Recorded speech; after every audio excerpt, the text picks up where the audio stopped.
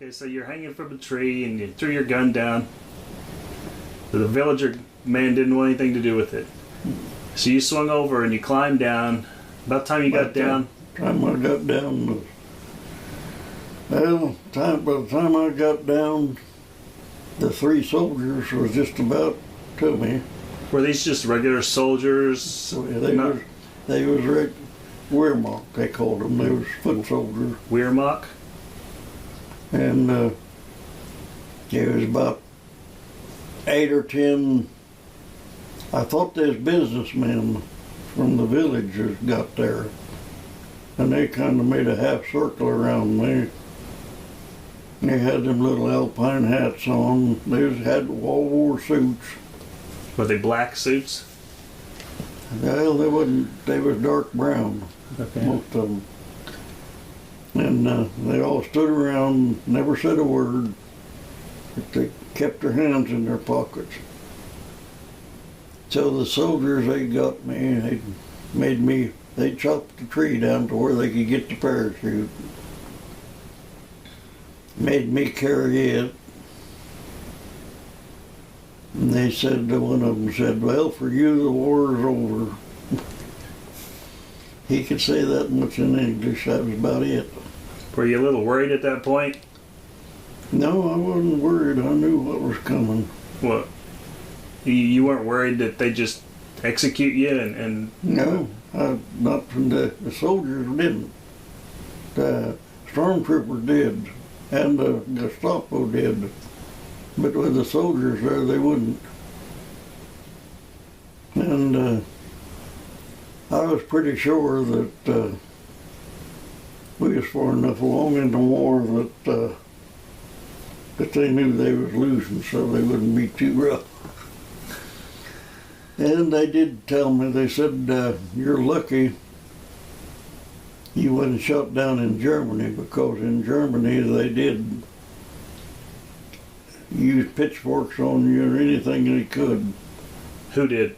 Anybody? Civilians, or stormtroopers, Gestapo. And so we wasn't very well thought of. Yeah. So, but you were in Austria? This is Austria? Mm-hmm. So, now Austria, that doesn't matter. So, they marched you back with your parachute back to the village? Yeah, I had to carry my parachute. We went back into I think it's a train depot, I'm not sure. And I sat there while they searched me, took everything they could get. And good-looking girls come in there, and boy, they wanted to feel that parachute. It was silk. I think I could have made friends with them if the damn Gestapo hadn't been there. They acted like they wanted that parachute. I know what they wanted. They wanted the parachute so they could woo the women?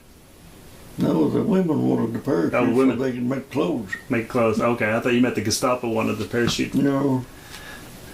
The women wanted the parachute for clothing. Yeah. Silk was kind of scarce. There wasn't no such thing in Germany except our parachute. So they hadn't seen silk before. They used plastic. Their parachutes wasn't silk. Huh. Unless they was using ours. Now remember you said you were like in one corner of the room and the parachute was in the other? Mm-hmm. And the women would come in and feel that parachute? Mm-hmm. And look at me and grin. And then they searched me, took everything I had, and then one of the Gestapo men put me in a back seat of a car, and we drove somewhere. I don't know where we drove, but we went quite a ways. I think it was still light when I got shot down, but it was dark by the time we got wherever we was going. So just one guy and you, or was there another guard on you? No, just me and him. He didn't figure you'd try to escape at all, huh? Yeah, he didn't. I couldn't hardly because he was armed and I wasn't. He was probably wanting me to. Anyway, they took me to another village and put me in jail for the night. Next day I went, I think I met